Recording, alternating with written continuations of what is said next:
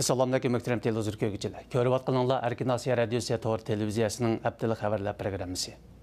Mazkur programmamizda o'tgan bir hafta jarayonida yuz bergan Uyg'urlarga aloqador muhim voqealardan ma'lumot beramiz. Men Erkin.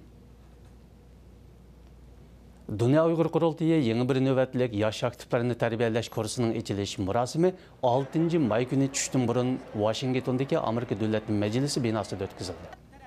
İçiliş murosimiga Dünya Uyghur Qurultayı raisi Rabia Qadir xonim va boshqa mas'ul xodimlar, dunyoning har qaysi ellaridan kelgan kursantlar, Amerika Davlat Majlisining ba'zi a'zolari, Erkinlik uyi, Demokratiyani olg'a surish fondi, shuningdek bir qism demokratiya, kishilik huquq faoliyatchilari bo'lib, 100 dan ortiq xodim qatnashdi.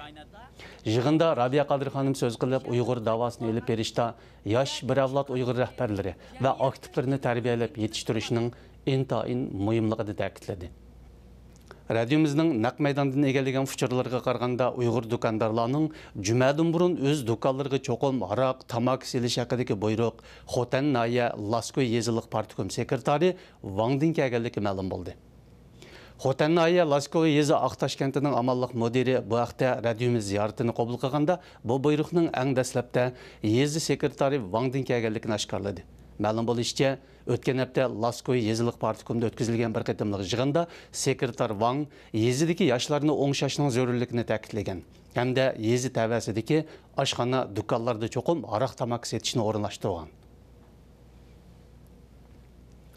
Yaqinda Qinghai o'lkasining Shining shahridagi Ayli nomli zanjirsimon to'rxonalarining halol deb bozorga selayotgan tortida cho'shqi yig'i bayqalgan.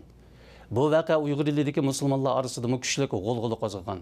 Egallashimizcha, Ayli tatliq turum şirketining Uyg'ur avtonom rayonida 49 do'koni bor ekan.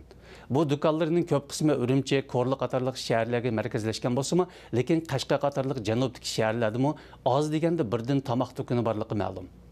Qinghai'dagi voqeadan keyin Uyg'ur elidagi Ayli tortlarining tijoratini mo'suslashganligi, bo'libmi Uyg'ur iste'molchilarining ko'rinarlik azayganligi ilgari surilmoqda. Xotan Naya Laskoy yezi Aqtash kenti sekretari Adil Sulaymanning bultur Avat kentida sekretarlik vazifasi o'tayotganda 2 nafar bomba gumondorini bayqab soqchilarga ma'lum qilganligi oshkorlandi. Ma'lum bo'lishicha, Adil Sulayman Xitoyga ko'rsatgan bu xizmati sababli diniy kayfiyati qo'yiq bo'lgan Aqtash kentiga sekretar bo'lib o'tgangan. Uning radiomizga bayon qilishicha, bulturu bomba yasamoqchi bo'lgan 2 nafar Uyg'ur yoshni soqchiga ma'lum qilgan. Natijada 17-18 yoshlardagi bu 2 nafar yosh 4 yildan 6 yilga qadar qamoqqa hukm qilingan.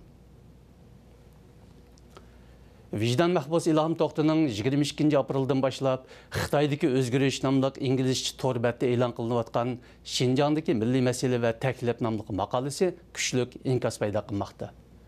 İlhom To'xti mazkur maqolasining 3-qismida Xitoyning Uyg'urlarga qaratgan siyosatida ro'shan holdagi milliy kamsitishning mavjudligini, Uyg'ur elidagi Xitoy ko'chmanlaridimi radikal millatchilik xohishining kuchliligini ilgari surgan. Ilhom To'xti 2010 yil 5 may kuni radiomiz ziyoratini qabul qilganda o'zining bu vaqtdagi qarashlarini va fikrlarini o'tirg'a qo'ygan edi. Buningdan 6 yil avval, ya'ni 2009 yili 6 oyning 4 kuni Shvetsiya xavfsizlik xodimlari Stokgolmdagi Xitoy elchixonasi uchun josuslik qilgan 62 yoshli bir Uyg'urni qo'lga olgan edi.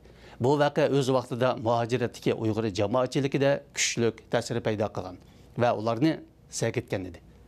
Oradan 6 yil o'tganda Shvetsiya tarafdorlari bu haqda hujjatli xabarlar ishlab, mazkur delga munosabatli ba'zi tafsilotlarni e'lon qildi.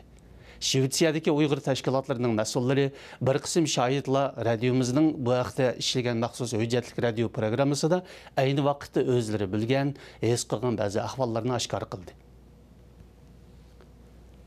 Muhtaram televizor ko'ruvchilar, yuqorida Erkin Asiya radiosi to'g'ri televiziyasining haftalik xabarlar programmasini ko'rdinglar. Kelar hafta ko'rishgacha omon bo'linglar. Xayr xo'sh.